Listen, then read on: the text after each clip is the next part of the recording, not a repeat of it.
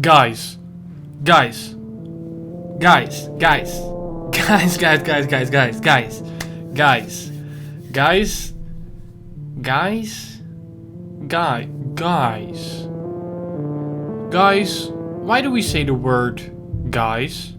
Where does it come from? Well, I was brave enough to ask this question, and as all regular stories do, it starts off with an assassination attempt.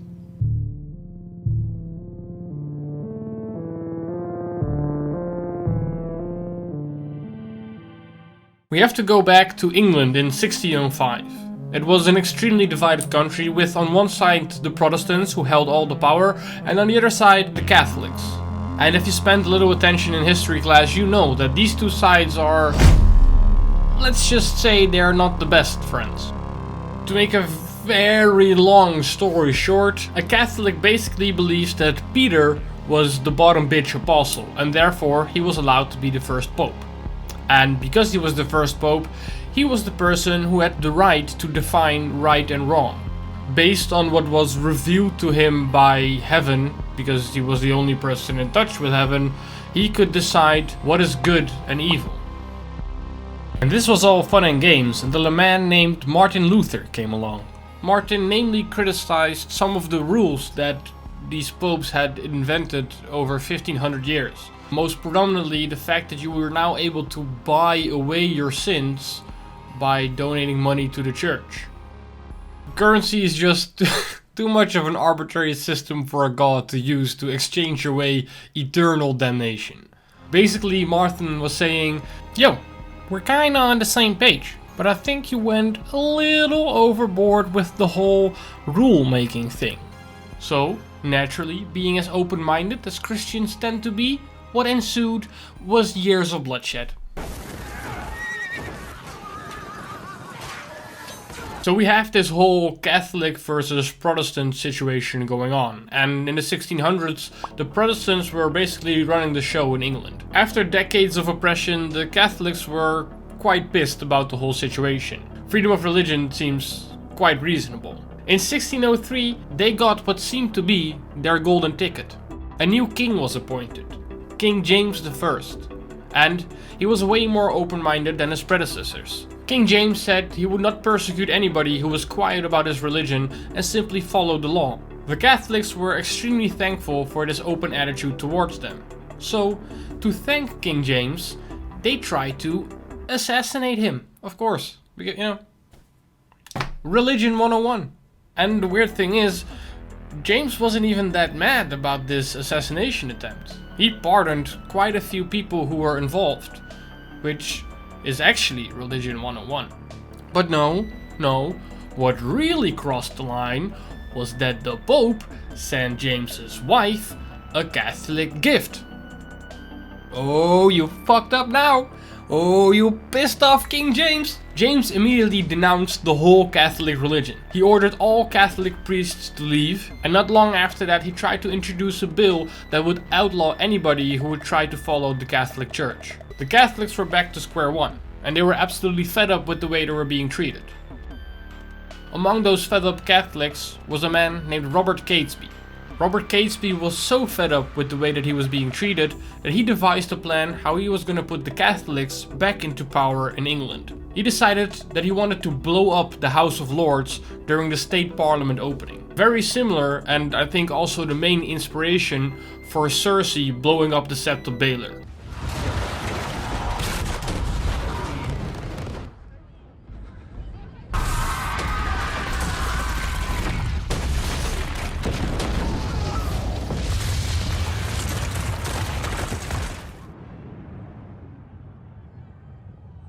This way, not only would the king be dead, but also possibly his heirs, attending bishops, and a big portion of the Protestant upper class. This would eliminate the majority of the opposition and allow a new monarch to take full control.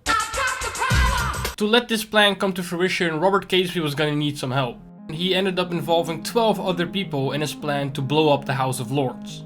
5 people weren't even important enough to make it into this painting, and then you had Thomas Bates, Robert Winter, Christopher Wright, and the 5 most important people, John Wright, Thomas Percy, Guy Fawkes, better known as Guy Fawkes, Robert Catesby, and Thomas Winter.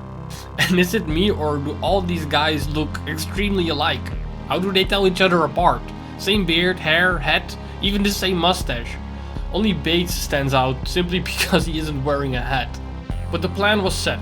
On the 5th of November 1605, they were going to blow up the House of Lords by placing enough gunpowder in a cellar underneath it so that the entire thing would blow up.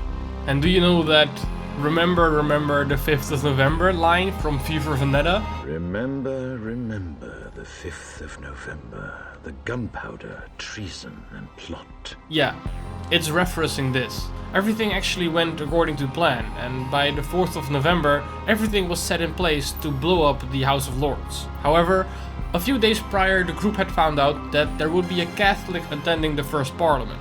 Killing one of your own religion is a big no-go. So they wrote him a letter, and in his letter they advised him, for no particular reason at all, to find an excuse not to go that day. And it was this letter that led to their eventual discovery. On the night prior to the would-be explosion, the police was searching in and around the first parliament building. And once they got to the cellar, they found Guy Fawkes sitting there with a box of matches and 36 barrels of gunpowder hidden underneath piles of faggots. Underneath piles of sticks. Now this was a little bit more than suspicious to the police, so Guy Fawkes was arrested and the plan was foiled. Lucky for us, there was a painter nearby to paint the whole scene in a jiffy. So here we can see Guy Fawkes being caught red-handed live on canvas. Fawkes was arrested, the plan was foiled, and over the upcoming days Guy Fawkes was tortured to give up his co-conspirators. And King James had a very interesting way of dealing with what happened. Instead of trying to hide the fact that they tried to assassinate him, he decided that the 5th of November would be a day of celebration. Every year they celebrated that the plot failed by lighting fireworks and starting huge bonfires. Kids would also create dolls looking like Guy Fawkes, parade them around and ask people for a penny for a guy.